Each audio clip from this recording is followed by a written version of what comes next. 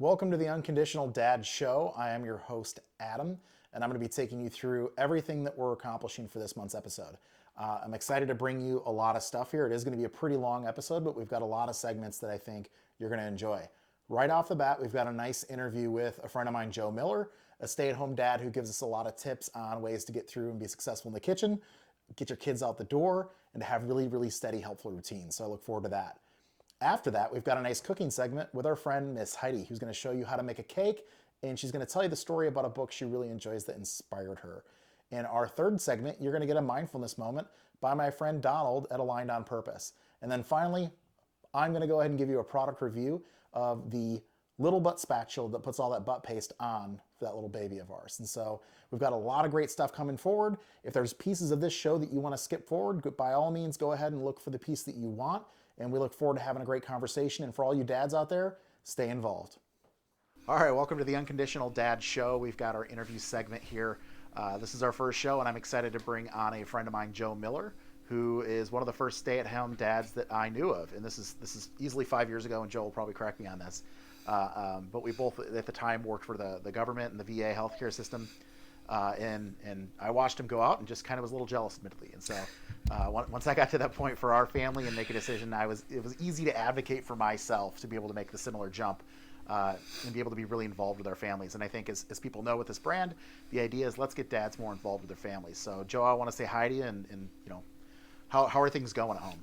Yeah, absolutely. Hey, thanks for having me. I really appreciate it. And yeah, not an easy choice. I think there's a lot of things that go into a dad choosing to step away and decide to focus on the family a little bit more, and doing good. I've got 4 kiddos at home now and 1 kiddo off in college. So very, very busy house.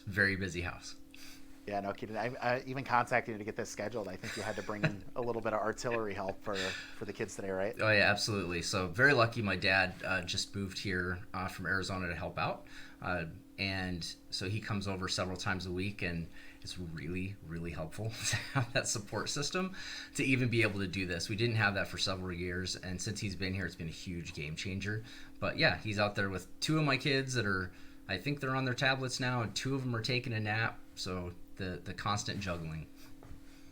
That's awesome. I wonder how much that played into your decision when it was to be a stay-at-home dad, is that the old adage is it takes a village, right? And, oh, absolutely. And I know with us and our family, we don't have our village around us. You know, my wife's parents are at least an hour away, so are mine. Our neighbors are helpful as they can be, but they're also raising families. And so, you know, it's more challenging than I expected. So how was that for you guys, the idea of your village? So that actually was one of the things that went into me being choosing to walk away and be at home, because my wife had been at home for a couple years. I've worked pretty consistently since I got out of the military, and it was to a point after my twins were born that it was becoming too much for my wife to handle on her own. And we've got a unique situation in our household. My wife is autistic. My 7-year-old son is autistic, and my 3 other children are also being evaluated for autism. And if you don't have any special needs kiddos or other people in your family, sometimes it's hard to understand the challenges that they face. And one of the things that's really important is this really tight, consistent schedule. And when that schedule goes off the rails, it's hard to operate. And so when we just had 1 kiddo at home and then 2 kiddos at home, is a little bit easier to maintain that structure. But the minute we brought twins into it, it went off the rails. And my wife was constantly having a hard time doing it. And the fact that most of our family is in Arizona, we have some family in Michigan, but you're talking several hours to get there. We have extremely supportive neighborhood. We have an awesome neighborhood. That we've got one of the front yard neighborhoods where kids still go out in the front yard. They all play. They're all friends. It's just really cool. But our neighbors directly across the street, they've got 4 kiddos, and they just had a baby. So it was one of those things where we're trying to support them, they're trying to support us. Then we've got another neighbors next to them, also just had a baby around that same time. So it was that constant, we're all kind of needing that support. And so that whole village aspect was really, really important. Now take into it, if you have a hard time socializing, understanding social cues, my wife was just super overwhelmed. And it came to a point where we had to actually talk about that and be like, okay, can I handle this and reach out to people I know to get that support system, and can I do it more effectively than she can? And that was not an easy choice. I've been working since I graduated high school. I've constantly been doing that. That's been something that's been ingrained in me. So when it came point for me to put down all of that just to focus on my kiddos and my wife,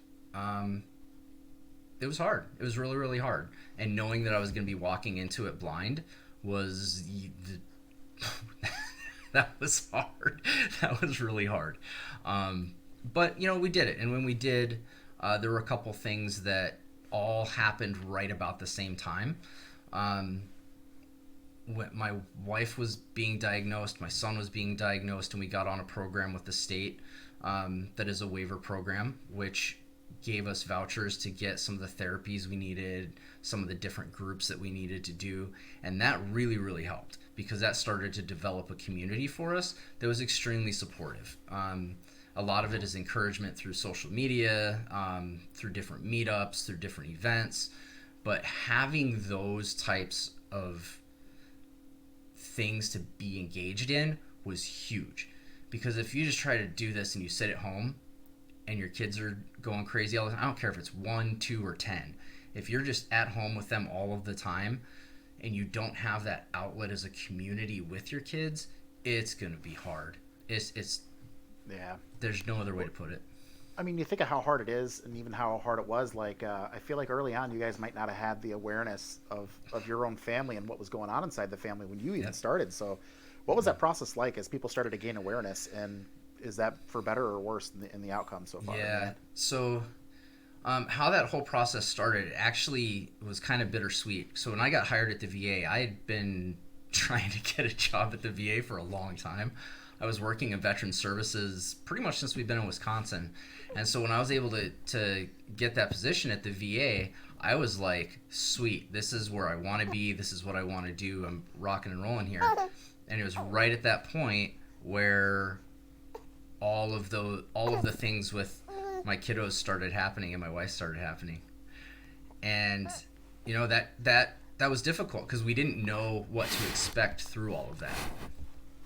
I'm going to put her back down now. Oh, you're good. Yeah.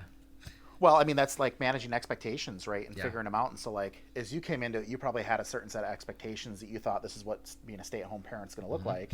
Your wife had expectations. Well, how different is it today than then? Oh, huge. It is absolutely. It's so different. So get rid of some of the stereotypes. When you're a stay-at-home parent, it is not sleeping in, getting to watch your shows, doing all your things. God, no. None of that exists. Just get that out of the way right now. It is, you're up when the kids get up, because if you don't, your house will turn into a construction yard. And then that rest point, eventually your kids stop taking naps. When I went into this, I only had one kiddo that wasn't taking a nap. Now I've got the twins are just starting to transition out of naps. So there's going to be a point where there's nobody napping, and I'm going to have 4 of them all day long. And being able to be engaged with them throughout the day. If you think you're going to be able to do all this housework and chores and housework, none of that exists. And I remember talking to my wife when we came into this. She's like, please don't be mad at me. I didn't get the dishes done today. And then I look, I'm like, dude, we have 4 kids. It is perfectly fine. Don't worry about it. And so honestly, managing those expectations where my children are all at the age where I can't just walk away from them and then be self-sufficient. I'm not. I have one in college. When he was here, it was so nice because I'd be like, dude, watch them so I can go to the bathroom. Right? Yeah. It's just the little things you don't even think about. Like, when I started doing this, my twins were not even 1 yet. So I'm double car seating in the bathroom. Like, please don't crawl somewhere. Right? Yep. And those were things that I didn't even expect. And like you try to manage just throughout the day of, all right, these are things I want to get done with my kids. These are things that I want to do. And it really comes to a point where, okay, depending on the age of your children and the functionality of your children, you may have to put the things you want to do until they're all in bed at night. And do you pick I want to spend time with my wife? Do I want to do the things I want to do? And what does that look like? And for the first couple years, we didn't have like my dad to call and say, hey, can you come hang out with the kids so I can do this thing? That didn't exist. So that I had a lot of unrealistic expectations when I started that, hey, this will be great. I'll be able to do these things. No, it's not. There's times where, I will spend an entire day with a child on me in some form or function, between on my back, on my lap, on my shoulder. They're going to be somewhere. And at the end of the day, you know what? They're remembering, hey, I get to hang out with my daddy. Those are some of my favorite things. For sure.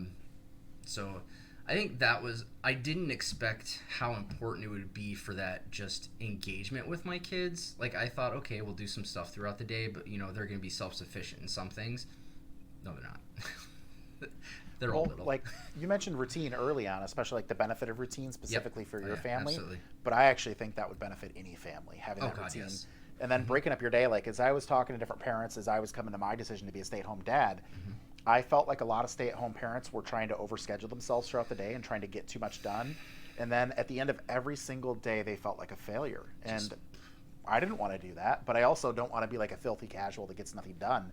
And so I was talking to my wife that I want to actually, within this brand, I want to put on a calendar, or at least kind of a way that I go about structuring my day. And I'd be curious how you guys have done it, and if you've taken it so far as, writing it down and things like that. Is that like I want to look at a day of the week, and this is kind of how my brain works, is I take a chunk of the morning, a chunk of the afternoon, and then my late night time. Those are my 3 chances to get anything done. And then I prioritize what I have to get done in that time, what I'd like to get that done in time, and if I get enough time, that would be cool too. Knowing full well if any of it doesn't get done because whatever happens, that's okay. And our expectations, maybe then we on the third day, then we really grind together and my wife helps, kicks in and we go in overdrive and get the house back in order. Yep. But that was kind of the thing. And I'm going to build a calendar out and a schedule, and I want to put that out and share it with people as a freebie here. But I'm curious for you guys, have you made that translation into anything written, or how does your family communicate what the week looks like and who's going to try to get what done? No, absolutely. So we have and I can't show it to you because it's mounted to the wall. We have a visual daily calendar. So it's little Velcro things that you can put on and take off. And so we've got some hard, fast rules in the house that we don't get up before 6. So we started with lighted sound noise things in their room, so it will change colors at different times. And so yellow means it's almost time to get up, green means you can get up. So we use that for so my twins are 3. One of my sons is 7, my daughter is 5, she's almost 6. So they can tell time, they know what the time is. So they have clocks in their room, and they know that they can't come in, they can't get out of their room until 6 a.m. Because unfortunately my 7-year-old has insomnia, so he will be up several times throughout the night. And one of the ways that we've tried to help him is, okay, you can get up, these are your books in your room, these are things but you can't leave your room until 6. So that's the first hard fast rule, is 6 o'clock is wake up time. Our next hard fast rule is we have nap time for the twins, happens by 10 a.m. So if they are starting to get really tired by 9:30, 9:45, that's fine, but by 10 a.m. they need to be down for nap. When that happens, I homeschool the other 2, so that's when they start school. So they've got, and it's some type of activity. It's either their workbooks, it's a show, it's a craft, it's something that they do at that time, and we do that until they're finished. I know a lot of people try to schedule out, okay, we're gonna do this for an hour, this for an hour, this for an hour, sometimes it takes that long, sometimes it doesn't. So one of the things I try to encourage people with that is just go till they're done. When they're done, you're done, right? Then we do lunch. We have a snack. We have snack is at 3, and so we have lunch, and then they wait till 3. At 3 o'clock they have a snack, and then we do bedtime anywhere between 7 and 7:30 depending on the day. And so those are my hard rules. Everything else in between there, we have a family meeting in the morning of just as we're eating breakfast. Okay, hey, is there anything you guys want to do today? And so Monday through Thursday is when we do our hard fast schooling. So if like this week is Halloween week, so my kiddos have been like, hey, I want to color pictures for Halloween. Can we do that? So how we're starting school every day is we print off some pictures for Halloween. They do that. Then they do their workbooks. And they get to pick, okay, what are the things we want to focus on? And so we have those throughout the day. And I ask them, and I take the old die, defend type of mentality with it. What are the things like you were going to do this versus I'm okay if you don't? Yeah. And is the die, defend, discuss. There we go. So I was like, okay, what are the things that I absolutely want you to get done? And what are the things if they don't get done, it's not the end of the world? And we use that. So I love that because it's like three options, right? The same thing when I talked about scheduling our DA, like it has to happen, would like to happen, maybe if we get to it. And the same thinking is like, I think with these kids, like we need to have some choices, or we need some flexibility. And so building that in with these 3 different parameters, I think it's genius. I think it's smart. Well, and when you look at that, there's some things that I can just be like, okay, we're not going to get that today. Whatever, right? Yeah. And then I talked to my wife about that in the morning. I'm like, hey, okay, what are the things that you'd like to see get done around the house? You know, like, are we running out of socks and underwear? Do I need to do the laundry? Do we have enough dishes to eat? You know, those types of things. And when we work in those chores, my kiddos are starting to get old enough where they can start to help with that. And so we talk about those, and then, you know, we try to give rewards for if you do things above and beyond, if you take initiative, if you try to help us with the daily chores.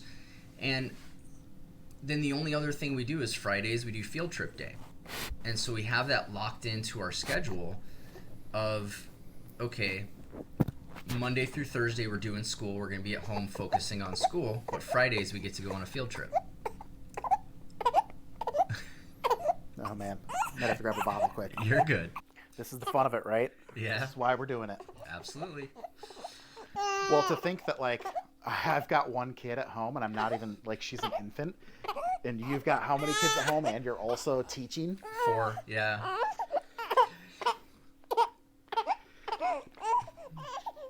Well, and you know, it's fun because one of the really cool things that I never expected about being a stay-at-home dad was just the interactions I get with my kids. Like, I'll get to see every once in a while, you know, I'll go to the kitchen and I'll come out and then 2 of them are sitting next to each other, just playing with each other, all happy as can be. Yesterday I came downstairs and 3 of them are sitting in the lazy boy all next to each other watching the show. You know, it's those types of moments that, you know, you forget that I was up at 2 o'clock in the morning with one of you screaming at me because you had a nightmare and I got to put you back to bed, and then you're up at 6 a.m. Right? You know, and there's hard things about it, and don't get me wrong, there's some really, really hard days, but I think that the benefit that you get, right? So there are so many times where our focus is on really the things that we want to do, like, I want to do these things, I want to do this, I want to do this, I want to do this. But the most lasting impact you can make is inside your own family. Yeah. And, you know, I want my kids to remember me when my time is done of, hey, my dad took the time to be with me and engage with me and do things with me, because I think when they eventually become parents, that's going to set an example for them of, you know, hey, my parents were willing to do these things for me, and I appreciated that. So I think that blends to a little bit better community as we keep growing too, because I think we're teaching our kids important lessons, right? Yeah. Is my family was having a really hard time when I stepped away from my job. My little ones were too young to really conceptually understand why I was doing it, but it led to great conversations with my oldest. My oldest is 18 years old, and so he asked me, he's like, Dad, why would you quit your job to go home? These guys are crazy. It's, you know, it's insane at the house all the time. Yeah. I said, that's why, right? Because I'm able to handle that a little bit better. So I'm going to go home for that, and I'm going to kind of help everybody out. And it really, that, if anybody in my family had jacked up their perceptions, it was him, because that's not something he was ever used to. And so for him now as an adult, we have a little bit different relationship than I do with the younger ones. And it actually has improved because of what I did. And it has influenced his thinking on what he wants to do and how he interacts with people. One big thing, like, kind of blew my mind. I was out to dinner with him the other night, and he said, Dad, I really kind of think about if I'm going to have a relationship with someone, with my friends or anything else. I'm like, what is the benefit of doing that? Is it, we use life-giving a lot when we talk about stuff. Is it really life-giving, or is it life-sucking? Right? Ooh, I like that. And if it's life-sucking, why am I doing it? Like, if I dread doing this all the time, he's like, I actually had some friends that every time I was hanging out with them, it was just a life-sucking experience. Like, I didn't feel great by the time I left, but then I hung out with these other people, and I felt great and couldn't wait to hang out with them again. And, I think about what you said, that when you make those sacrifices to do things for the betterment of other people, you kind of change your perspective, right? Because then you start looking at the environments you're in and, okay, would I be willing to do that for this person or not? And if it's not, why? Yeah. Right? Yeah, I think I think after COVID, there's been a lot of introspection, or people like really evaluating what their life is like. And you guys, I think, were in the grind prior to it. But I know for me, that aided in my decision. One of the things I was excited to do is bring a level of professionalism to the home, because my wife works too. And so when we were both trying to divide and conquer, the marriage had strain, relationships with the kids were strained. And I think I just kind of grew tired of it, and a window of opportunity opened, and I was like, this could be a really good opportunity for us to like just really get ahead of things with our home. And I know one of the first things we did right after the discussion was we got back into meal planning again, something we'd tried 3 or 4 years prior. It just got away from us. But now all of a sudden we've got structured meals. Our spending's come down on food, less food waste. We've got involvement from the 6-year-old who can be a little bit of a picky eater.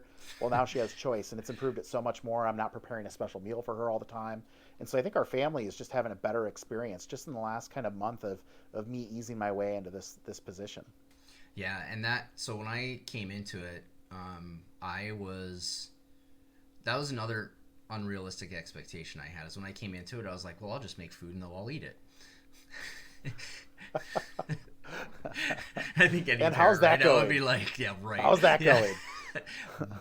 Yeah, much better now, because we did the same thing. When I noticed that they just weren't eating the stuff I was making, I'm like, okay, what the heck? Yeah. So then I started asking them, I'm like, what do you want to eat? And really started to figure out things. And when I figured that out, I was like, okay, how can I make food for everybody? Because I'm cooking for 6 people several times a day. It's like, all right, how can I do this that everybody's going to be able to eat, and we're not eating McDonald's chicken nuggets 24/7, right? Yeah. And so doing that meal planning, all the kids get a say in what we do. And so I have my 5-year-old, I have no idea how she became a vegetarian, but she just doesn't like to eat meat. Like, she'll eat chicken every once in a while, but so all of our meals have a lot of veg, like a lot. Yeah. And then we'll have some meat, and we don't have a lot of the rices and the pastas because 2 of the 4 will eat it. And so it's what we go into meal plan and talk about, okay, what is the thing that you guys want? And so trying to find the thing that they all eat has been better. And anytime like they all are inhaling the food, that's like, that gets a gold star. Yeah. That's almost like a weekly staple. Did I love all that? So like, I remember back in my days as a therapist, is like, I would be sitting in these discussions about people's healthcare, and all these people would be talking about somebody else. And I just remember there was so many times I was like, what does this person want for themselves? Do we know what they even want? And a lot of times it was crickets. And it's just like, well, guys, let's go ask them, and let's build a plan around that.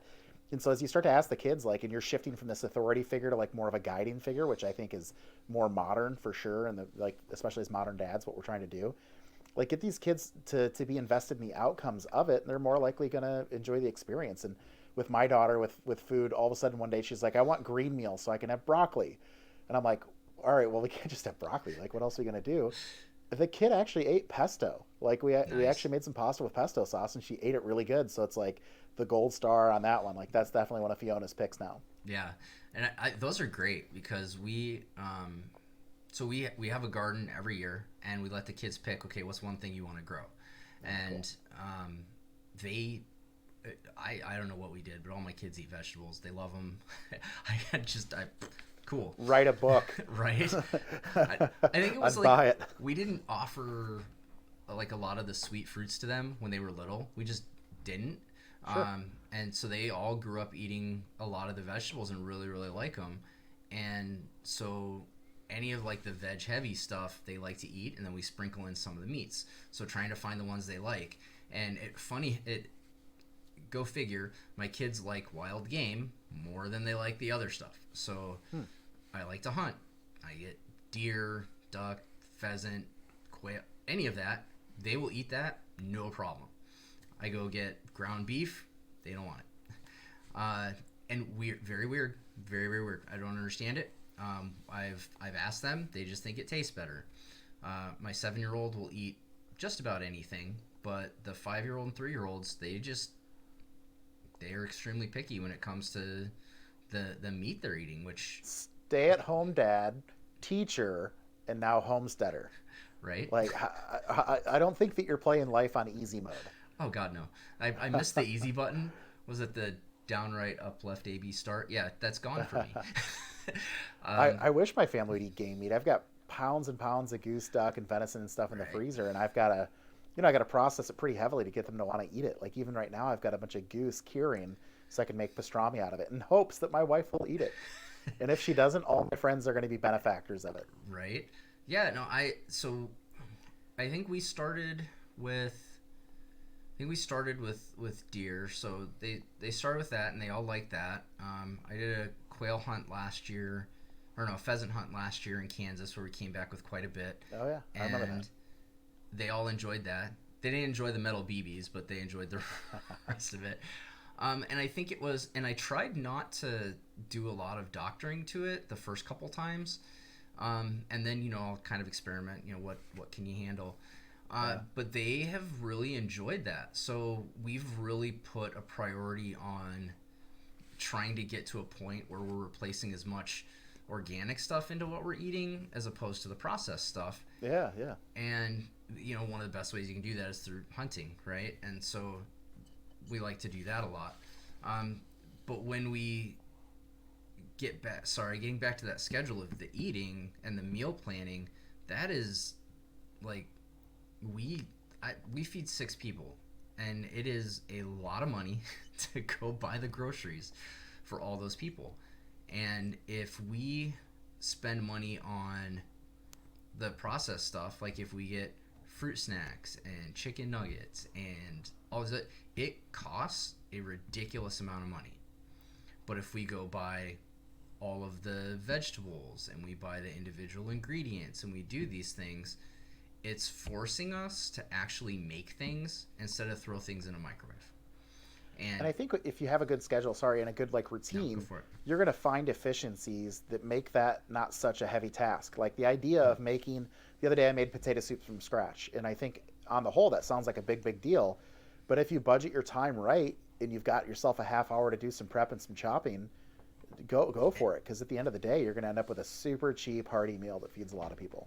Oh, absolutely. And I think one of the key hacks that we have is I've got 2 Instant Pots and a crock pot. Nice. Right? So there's some times where we know, all right, we're going to be gone for this much time, but we want to have this for dinner. Let me build this in. Like, beef stew is one of the things that's one of the gold star things. So I'm like, sweet. Wake up early in the morning. Well, everyone's eating breakfast. I'm drinking coffee. I'm chopping stuff up. It's going in the crock pot, turn it on, and I don't have to worry about it the rest of the day. And then same thing with the Instant Pot. I'm like, okay, they want chicken and we'll do chicken and gravy. Okay, cool. Oh crap, the chicken's frozen in the Instant Pot. There you go.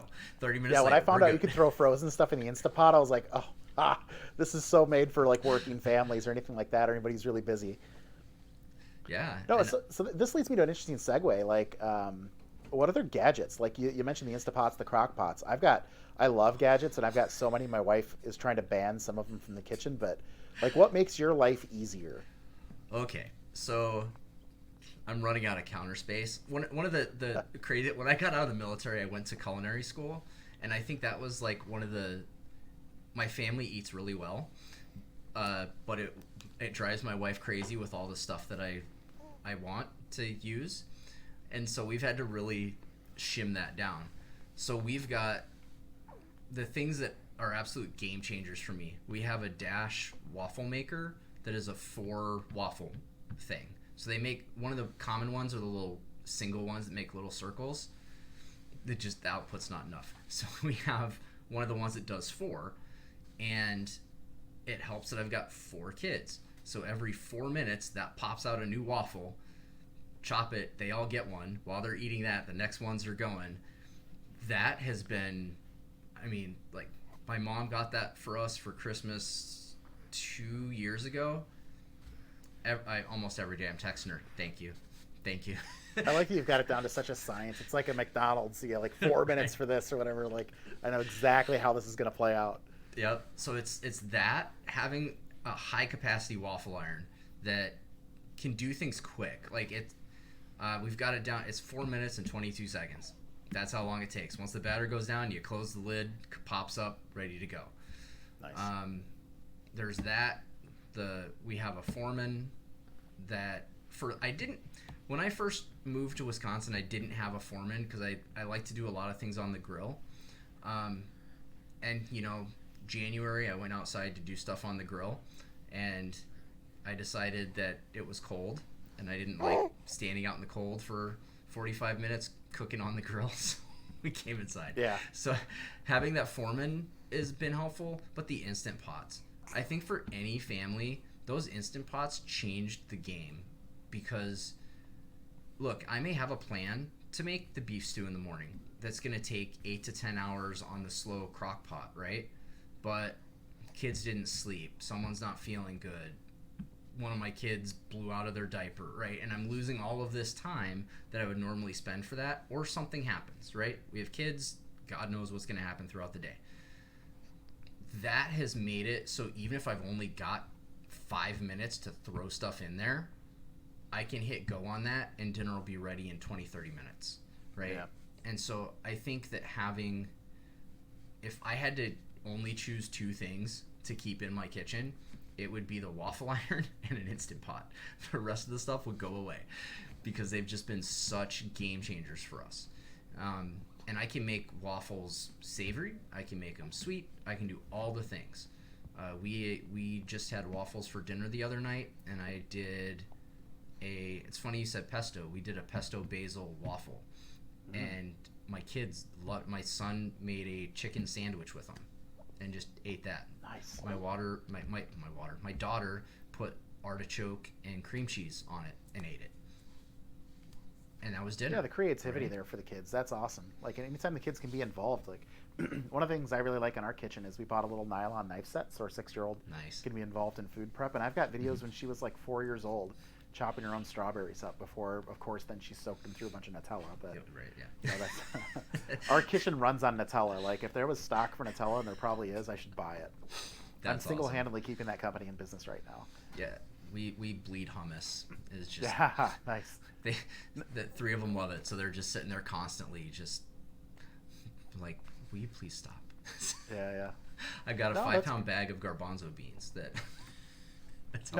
That's exactly it. It's not, you're not buying it as it is. Like, you're getting the components and you're building it at home, and it's all part of your family's story at this point, which I find interesting. Like, being more invested in what the outcomes look like. There was so many things I wanted to mention earlier, but there's just so many moments you're missing, I feel like, when you're working and outside of the home. And there was, whether it was some TikTok, Instagram, I forget what it was, but it was like, there's only so many times you drop your kid off for a first day at school, or so many times you do this. And that was kind of like, oh man, like, I don't know that that's what I want out of being a parent, to be able to come in retirement and then maybe hang out with my kids. Like, I'd rather do it now, because there's no guarantees they're going to want to be around me at some point. Like, if I do a good job now, maybe I'm hedging my bet.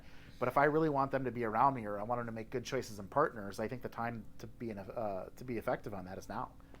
Yeah, you hit the nail on the head. So I am very lucky that I've got 4 younger kids and 1 older kid, because my 18-year-old, when he was 16, hated me, absolutely hated me, because I was gone all the time. He was born when I was still in the military, and I was gone a lot.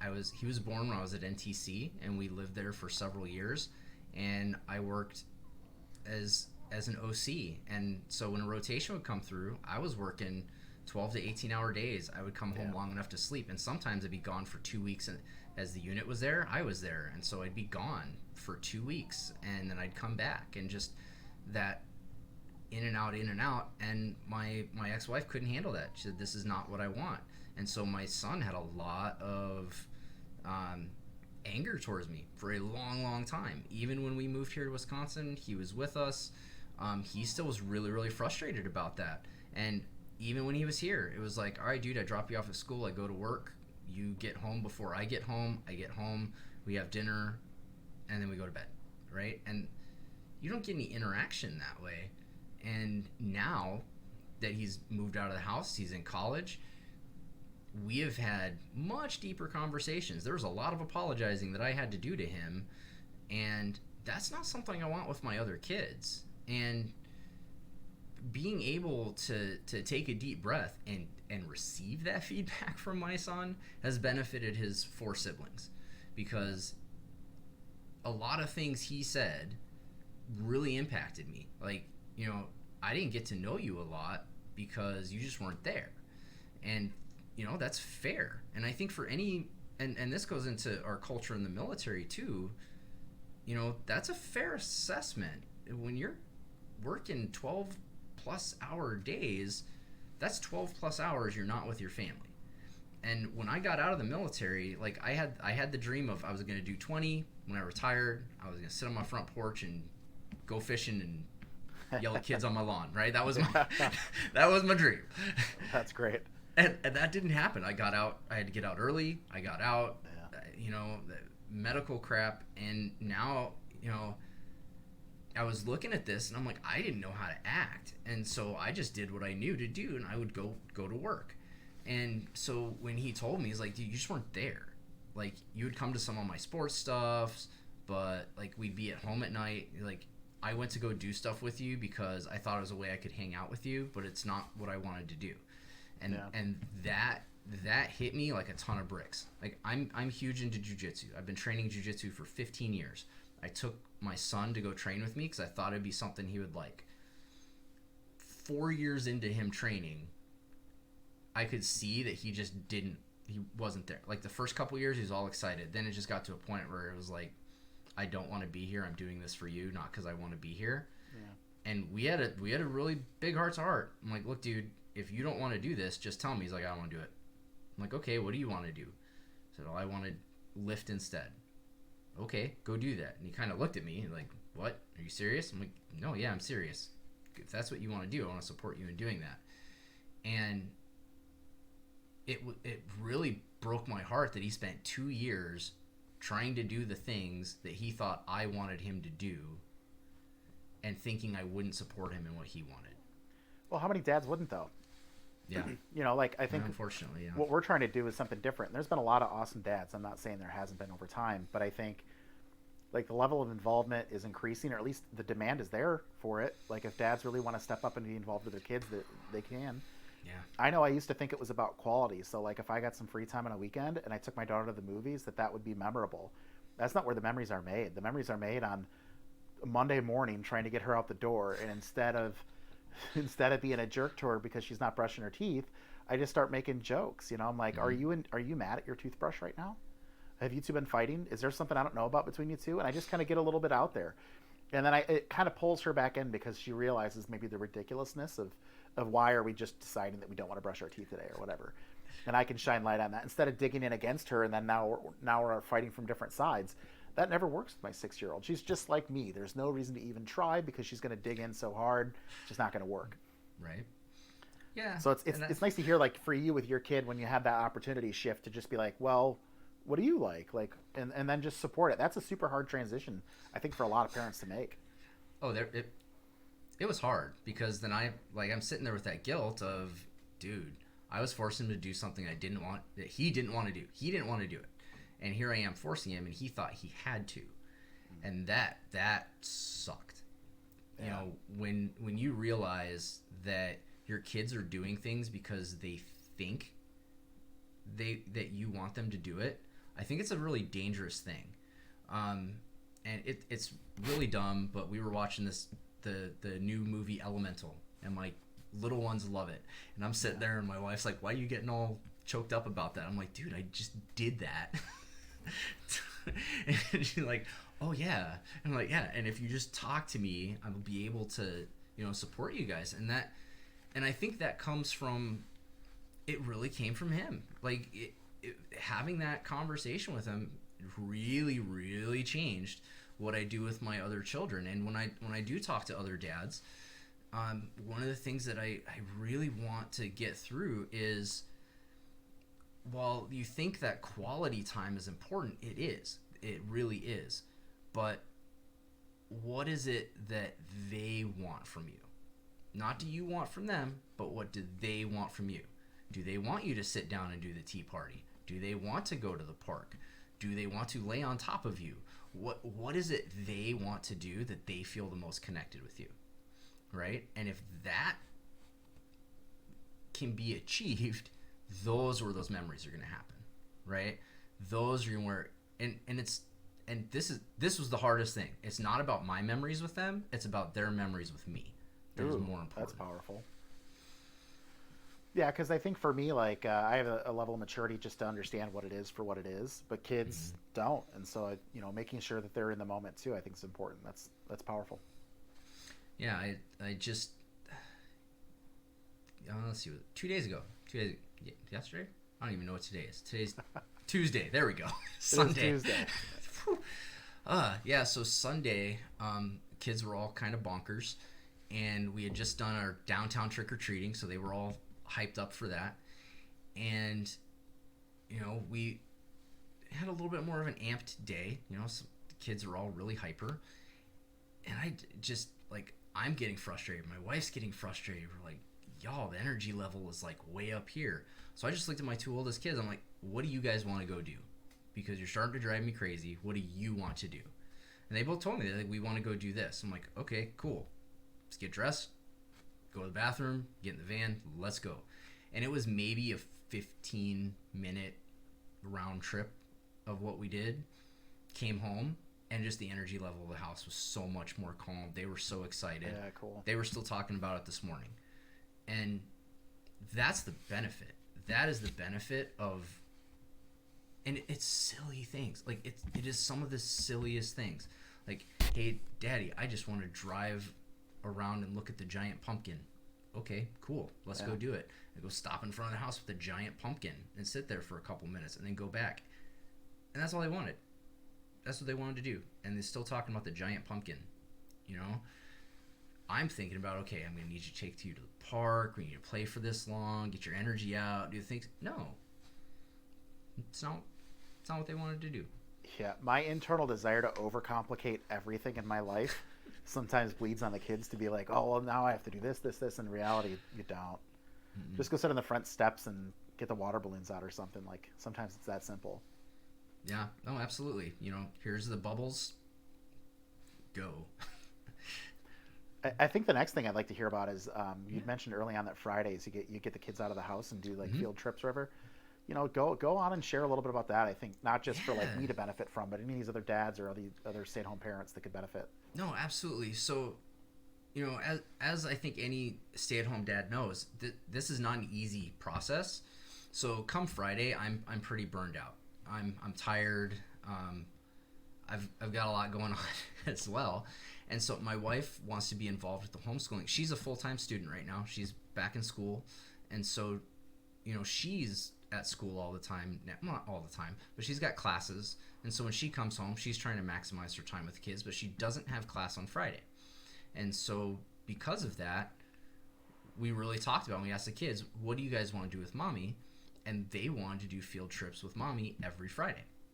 And so every Friday we take into account, okay, what have we been studying for the week? What is something we want to do? Sometimes I go, sometimes I don't. It depends on what the thing is.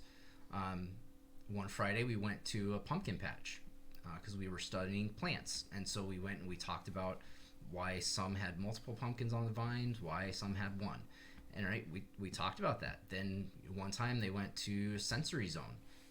At one time, we went to the Children's Museum, went to the zoo, went to, it's those things. And we do a different thing every Friday. And it doesn't cost money to go to the zoo. We got a yearly membership for the Children's Museum, so we can go there. We've budgeted to be able to we go to Ulbrich Gardens. It's free to go there, right? And so finding some of those resources that are around that you can go to, we really prioritize having that as a thing. And the kids know it. So Friday morning, Thursday before they go to bed, we get to go on a field trip tomorrow. Friday morning when they wake up, 6 a.m., jumping up and down on our bed, where are we going on the field trip today, right? And it's become such a huge thing for them that it is now an expectation, and it's an excited one. It's not we got to do this. It's like they're crazy excited about doing it. And even the 3-year-olds are starting to ask when they get to do it. And that's because it bleeds that excitement. And it gives it's not just for them either. There's such a level of fun. Like when we went to the pumpkin patch, just dropping the kids and let them run through this field to pick up pumpkins, and then watching them try to pick up pumpkins that were like some of them bigger than them. Like, it's hilarious to see, but it's also beneficial for them to just be out there and not having to worry. I'm not sitting there yelling at them of don't go there, don't do that, don't touch that, right?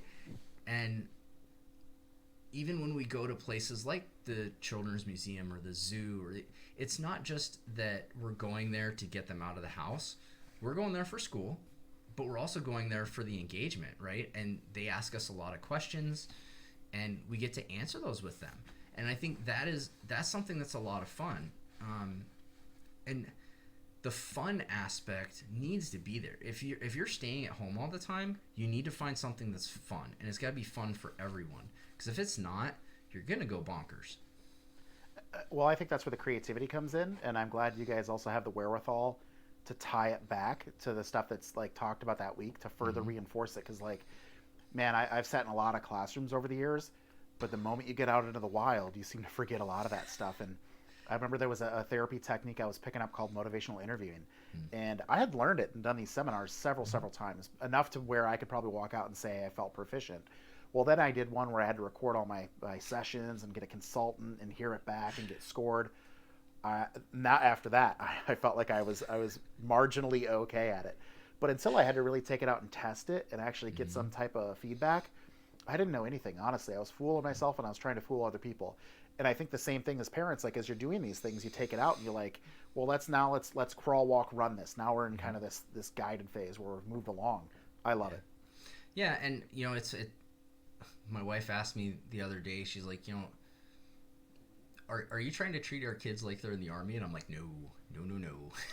They're not soldiers. But I'm using techniques I learned, right? I went through the ranks. I made it up to E7, became a warrant officer, and there's so much teaching that you do along that way, and you learn the wrong ways more often than not, and then you learn the right ways. And then, I've taught for several years, and so when I look at my own kids, I've made so many mistakes teaching, like so many, and being able to learn from those. When it comes to my kids, I'll take a win here and there, right? That, like, okay, they want to color, they want to go out to the Arboretum. This is where I knew we were doing something right. We went to the Arboretum, we took all the kids, and the 5-year-old ran up to a tree and she said, "Daddy, this is the syrup tree." And I'm like, sweet. You know what that is. Yeah, that's awesome.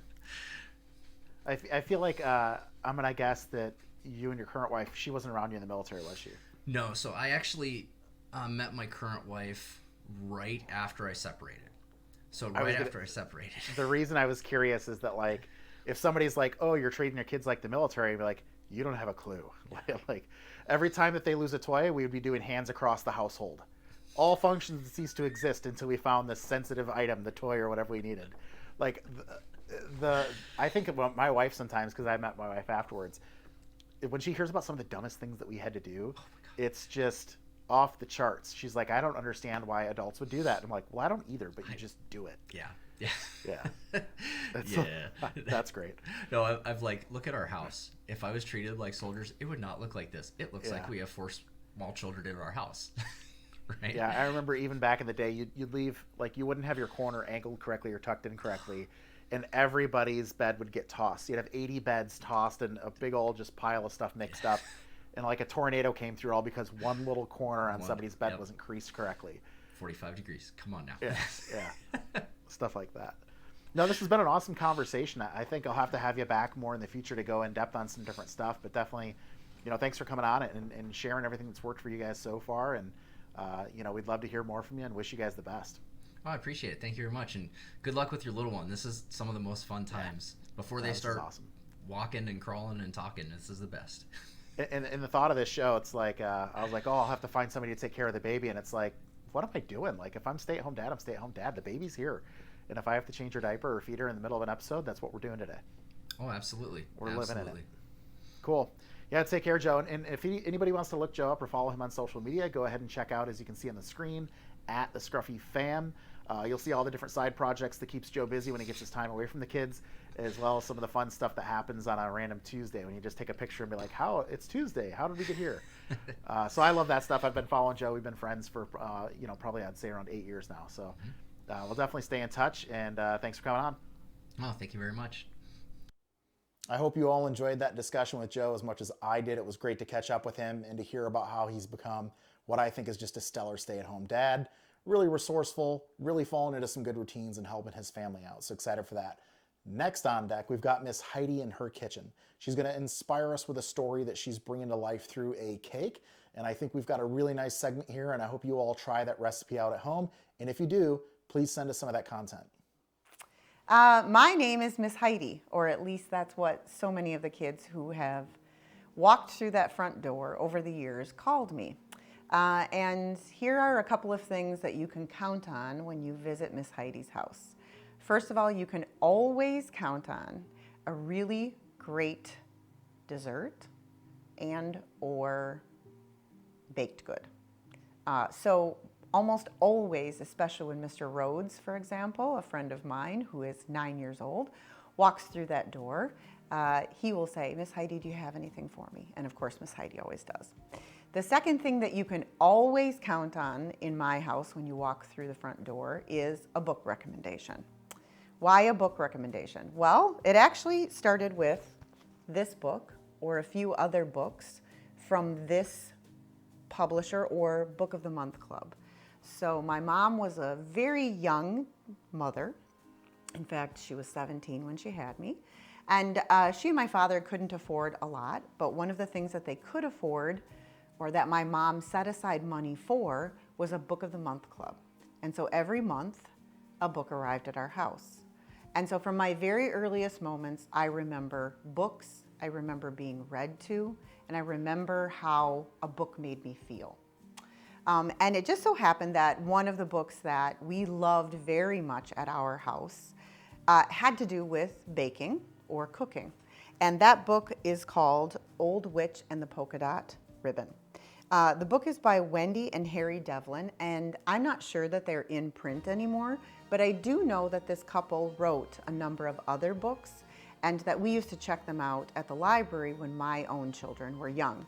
You can tell by the state of this book that it was very well loved in our house. And the story goes that Miss Witch, or Old Witch, excuse me, entered a baking contest, and it turned out that she did win a prize at the end for her Old Witch's Magic Nut Cake. The recipe is on the back of the book, and it's something that my mom baked every single holiday season and gave away to neighbors and friends and family. And so this book has a lot of special memories for me, as it does for my sisters and now for my own children. So we will be baking that recipe today in today's episode of Baking and Cooking with Miss Heidi. So Old Witch's Magic Nut Cake will be today's recipe. One of the things that I absolutely loved but also was terrified of in this particular book that no longer has the cover or the back on it happened to be this page. For some reason, this scared me to death. And it's interesting what kids hang on to in terms of memories, but you can see how cranky Old Witch was. But I will tell you that if you take the time to read this story, you'll find out that she actually saved the day. She thwarted someone who was intending on cheating. And her magic nut cake is one of our favorites at our house. So I hope you enjoy it as well if you take the time to bake it with or without your children. Who is ready to make some Old Witch's magic nut cake with me? Hopefully you took the time to read the book or grab it from your library. You'll notice that it is called Old Witch's Magic Nut Cake, but I have absolutely no intention of including nuts in this cake. I'm not a big nut person when it comes to cake, but the recipe does include the correct amount should you choose to add them. And on a side note, if you do choose to add them, it absolutely calls for walnuts. And I think you probably could add a pecan instead if you felt like it. And if you do have access to walnuts, you may want to look for black walnuts. They're a very specific type of walnut. Hard to come by sometimes, but you can find them at a local farmer's market if you're lucky. So first things first, this cake comes together really easily and quite quickly. And I don't find the need for an electric mixer for this cake. You certainly can use that if you want to, but I like to use a whisk from one of my favorite stores in Paris whenever possible. So that's what I'm going to be doing today. The instructions for this recipe aren't very in-depth, and that's what makes this cake so easy. So first things first, we're going to add a 1 pound can of pumpkin. I have a 2 pound can here, so I will be adding about half of it. You'll notice in some of the recipes when you watch me cook or bake that I will eyeball things a little bit. Don't worry, my grandmother's probably rolling over in her grave regarding that, but because I've made these things so many times, I sort of have a shorthand in my head. If you're not that experienced, then take the time to go ahead and measure things out very carefully, okay? So first of all, a 1 pound can of pumpkin, and then you're going to take 3/4 of a cup of vegetable oil. And yes, I do use vegetable oil for this cake. It's probably what makes it so moist along with the pumpkin. If you have a real problem with vegetable oil, you could attempt making it with unsweetened applesauce. Certainly is an option. It would make it healthier for sure. Might change the baking time and it might change sort of the density of it, but give it a whirl. So to the 3/4 of a cup of vegetable oil, then you add a 1/2 of a cup of water. I know, sounds weird. This recipe has always sort of befuddled me, but I'm happy with the result each time. And then 3 eggs. And I dump the whole thing in. I don't worry about like adding things at a specific time. And in fact, whoop, there we go. That's what happens sometimes. And in fact, this recipe actually doesn't really give a lot of specifics on the back of the book. It says, mix those things together. Sorry about that. It says, mix those things together.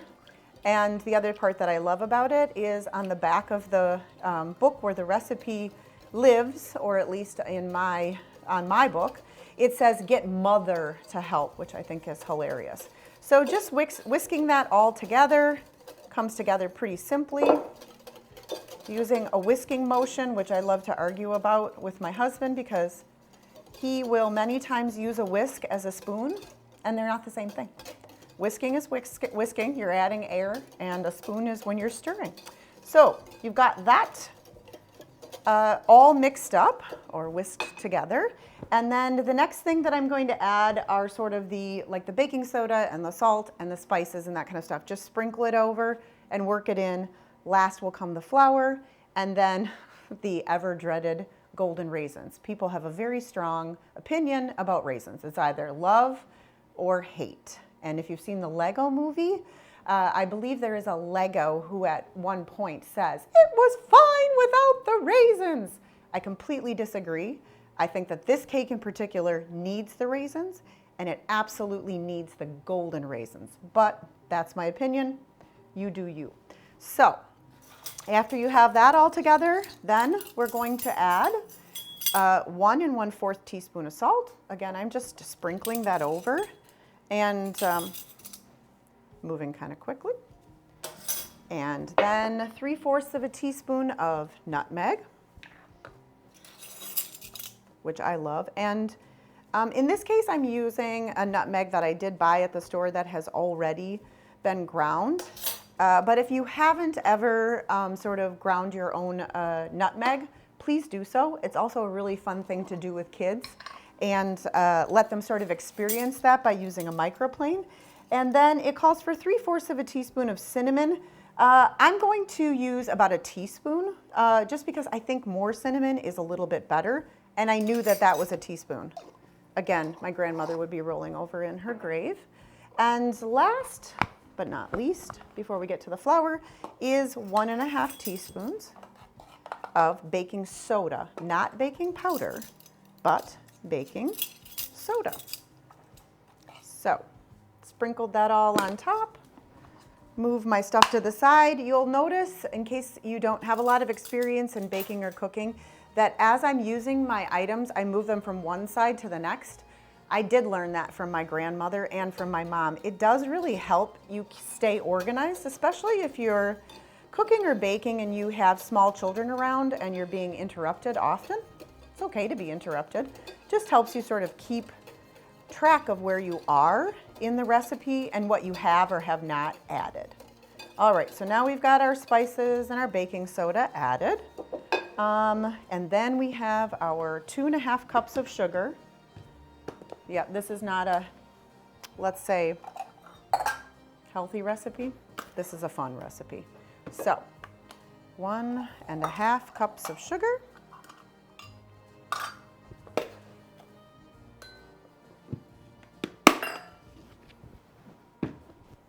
Whisk that all together.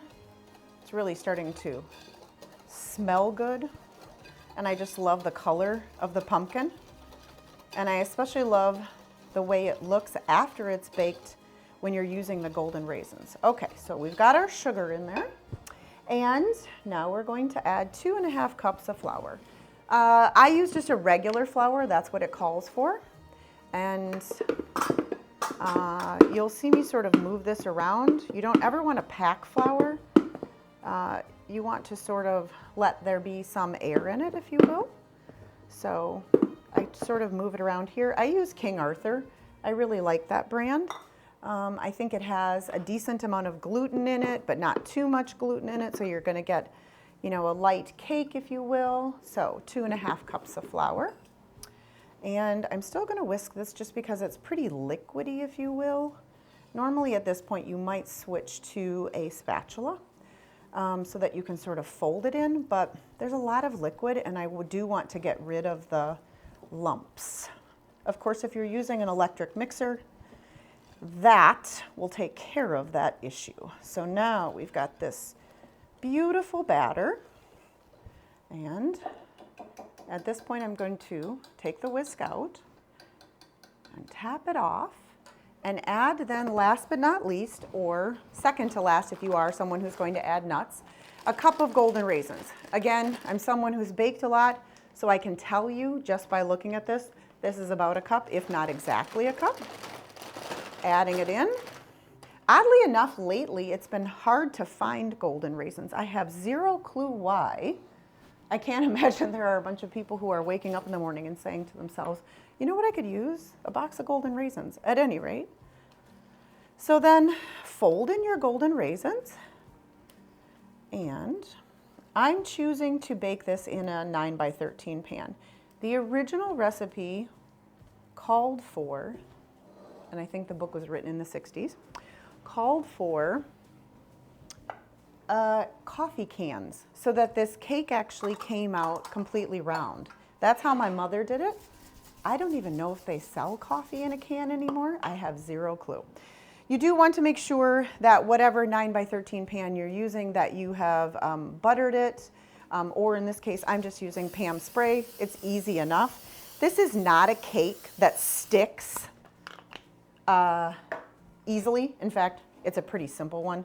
So if you're someone who hasn't baked a lot, this is a good place to start. You really can't mess something up with this cake, or you'd have to try awfully hard. And straight into my 9 by 13 pan. I'm using a glass one. I can't say that's my first choice, and actually I did just order a 9 by 13 in metal. I think that it heats more evenly than glass does, but today this is the choice I have, as my 9 by 13 in metal has not shown up yet. So then into an oven, 350 degrees for, I'm gonna say this last time I made it took almost an hour. How do you know when a cake is done? First of all, don't overset your timer because nobody wants a dry cake. So underset your timer. And then you want to use, they say in the book you're supposed to use one of Old Witch's broomsticks, little, what do you call it, like individual broomstick pieces to see if the cake is done. Obviously, Old Witch must have taken her broom with her because I don't have any of those here, and so I will go ahead and check it at the 55-minute mark and then check it every 4 minutes after that, probably just using a knife. And you want it so that when you put it in a few spots in the middle, that it comes out clean or almost clean. Just remember that a cake does continue to bake a bit, obviously, after you take it out. So we're gonna put that in the oven at 350 degrees, again, for about 1 hour, and we will check back in when it's finished.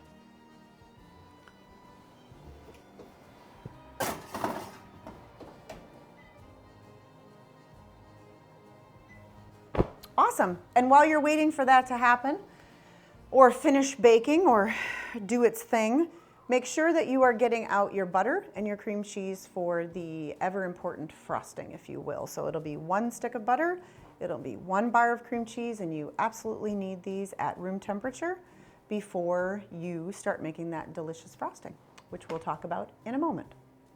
We are in the last stages of our Witch's Magic Nut Cake, sans nuts in this case, and that is to frost the cake. So at this point, your cake has cooled completely.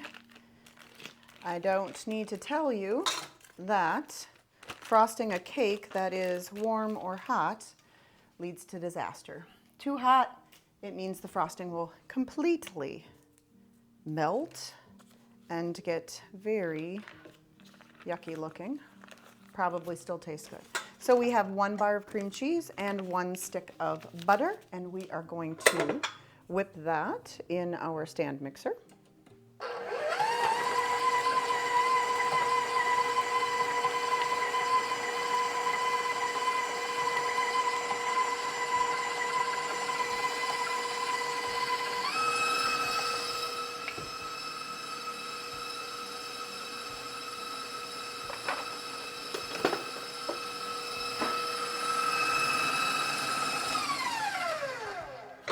You want to stop from time to time and use a spatula that is clearly bigger than this one that I'm using.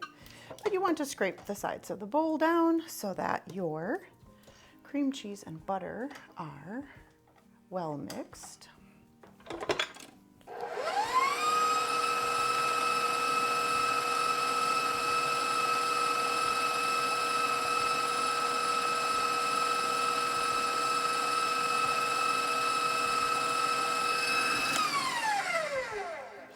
And then for the next step, we're going to sift your powdered sugar into this. Sometimes I do this and sometimes I don't. And it always seems as if the one time that I choose not to do it is when I end up with lumps in my frosting and I'm giving the cake to someone I know. And so we don't want that to happen today. So I have powdered sugar here. I'm going to use for this cake probably about 3 cups and just get this going. It happens to be quite hot in this kitchen, so this may take a hot second, pun intended. But this just kind of makes sure that you're not going to end up with too many lumps, if you will. Wow, is it warm in this kitchen today? But that is a good thing. It means we've been busy, and this is my absolute happy place. Completely and totally. When the world goes to garbage, I head to the kitchen. And that means that anybody who knocks on that door or rings that doorbell knows that they are going to get something delicious at Miss Heidi's house. They also know they're most likely going to get an unsolicited book recommendation, not only for their child or children, but for themselves as well. Okay. There we go. Maybe just one more. And normally then I will also add maybe a teaspoon of pure vanilla extract. I happen to have run out of vanilla extract, which is hilarious because I generally have about 3 different varieties on hand, and I honestly used the last bit of it yesterday when I was making a batch of cookies. So I'm actually just going to use a little bit of lemon juice, freshly squeezed lemon juice. It'll give it a little brightness, and just finish it off, if you will. So let's get this back under here. Connect him. Not turn it on high speed. I had a 4-year-old who did that once. He's 20. He still remembers the day he did that.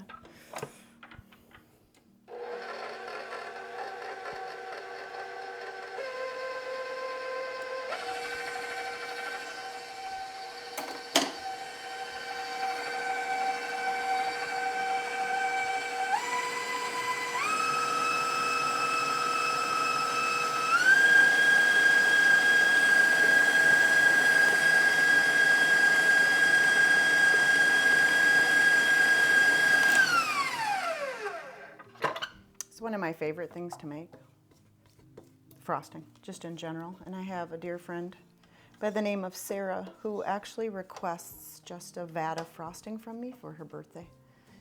And I am more than happy to make that happen for her. One more.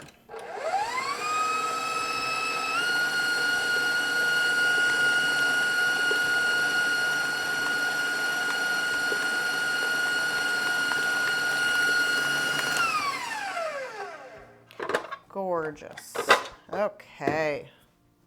So, for the final touch, and we get to eat some of the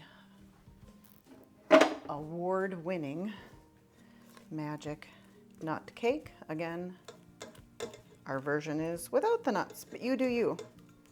Let's get that frosting on that cake.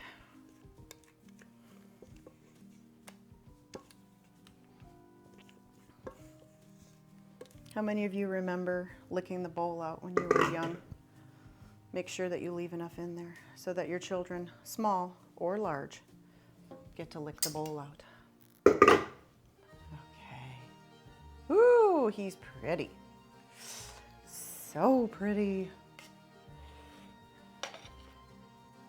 This would actually make a lovely, like regular cake, you know, round 9-inch. And even to do a layer then of obviously frosting in the middle, right, to stick the 2 layers together, but you could make a great cranberry jam and put that in the middle of it as well. All right, so we're not about perfection here. We're about things tasting great. My son will get to lick that off. I'm going to wash my hands quickly.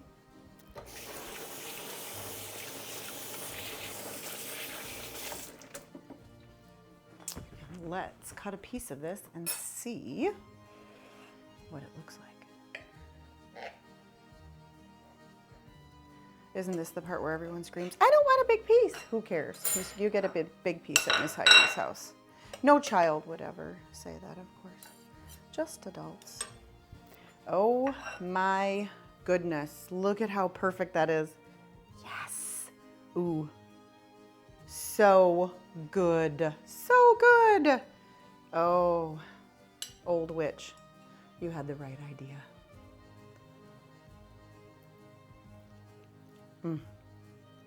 Perfect.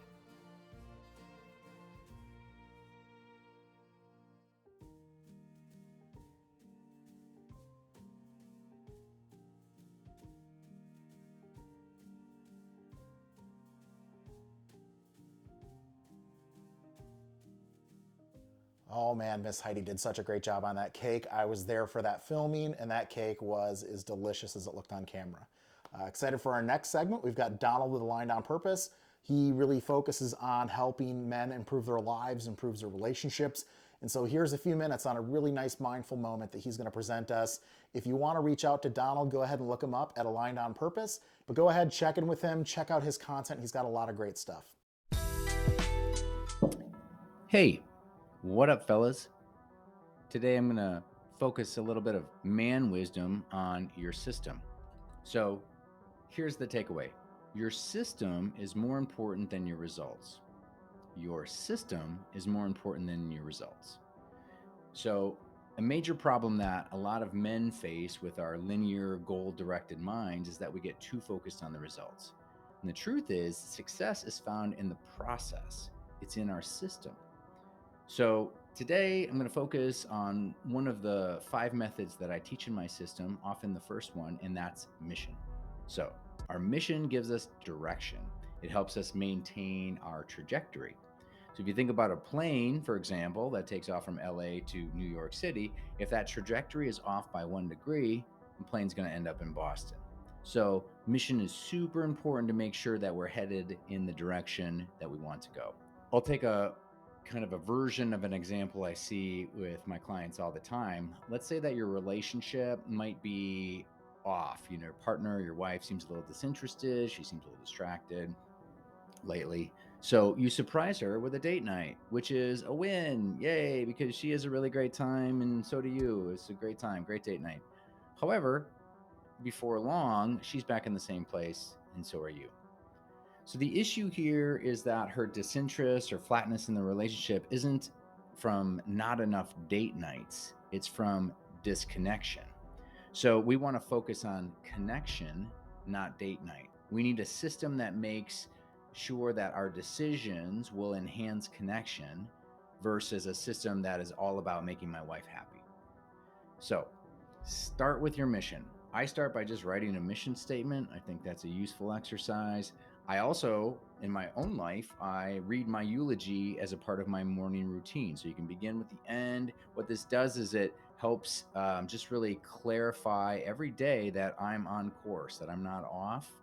I also have a values clarification worksheet on my website that can help you identify your top 3 core values, and just so another way to kind of elevate and make sure that your system is set on course. So if you're able to focus on your trajectory over your results, I guarantee you over time, you're going to start to notice that your relationships are better, which includes your sex life, by the way, but your career is going to be better. Your body's going to be stronger and healthier. Everything is going to be improved because you've built a successful system, and your mission is one way to get that system up and running. So as always, if you'd like some guidance developing and living your mission, book a free session, send me an email. Like I said, check out some resources on my website. If you have everything that you need right now, fantastic, get after it.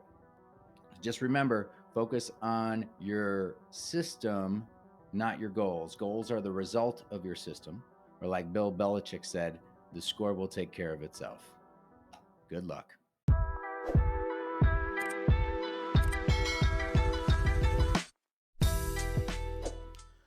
Oh man, it's all about those systems and not goals, right? We want to dial in and make sure that our process is tight and that we'll get to where we're going in the end. This last piece of the segment, I like to do product reviews. I'm only reviewing the products that I truly use in my home, that I have purchased, and that I do enjoy.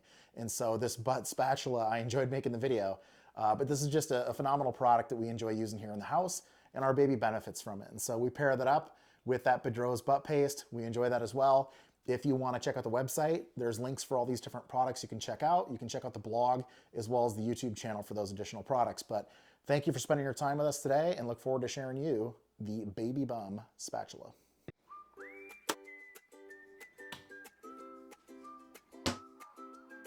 I'm Adam with the Unconditional Dad, and today the product we're reviewing is the Bumco Baby Bum Spatula. This is a great product that I've leaned on for my 6-year-old as well as my newborn. A lot of times when I put on diaper rash cream, I don't like the feeling it gets on my fingers, and I don't like the mess of having to clean it up off of me. And so I find this to be a great tool to where you put a small amount of diaper rash cream on this, stick it wherever you need it to be while you're getting the rest of your stuff prepped and ready to go for a diaper change. Then when it comes time, you easily apply into the creases and all the places you want that butt paste to go into. And then at the end, you just go ahead and wipe it off with a baby wipe, right back to where you store it. It's just a really simple solution to keep your hands clean, and I love this product. One of my favorite things about this spatula is this suction cup on the bottom. So no matter where you're at, find a spot that's a little bit smooth and go ahead and give it a stick. It'll hold that cream on there. I sometimes even stick it to my phone and set the phone on the couch just so it's got a stable platform. I would encourage families who have never had this device, if you've got a baby in the home and you're applying that butt cream, go ahead and go for this. It's less than a $10 product. For anybody else that you know that is having a baby, this is a great gift to send them home with, and hopefully they have it on their registry. If they don't, do check with them first to make sure that they don't have another solution, but this would be a great product to send home with new families. It's been a great solution for us, and again, I use it at every single diaper change, and I love it. It keeps my hands nice and free from all that grease and stuff paste. Thanks for making it all the way to the end here, folks. We really enjoyed having you for this really long segment. We hope that you put it on, and dads, if you're out there, I hope you watch it with your families, your partners, and everybody in your life. Please tune in again next month as we're going to be releasing a whole nother long form episode like this. Give us these comments, these feedback. We'll continue to adapt these episodes as we build them. But otherwise, thanks for stopping by the Unconditional Dad, and dads, stay involved.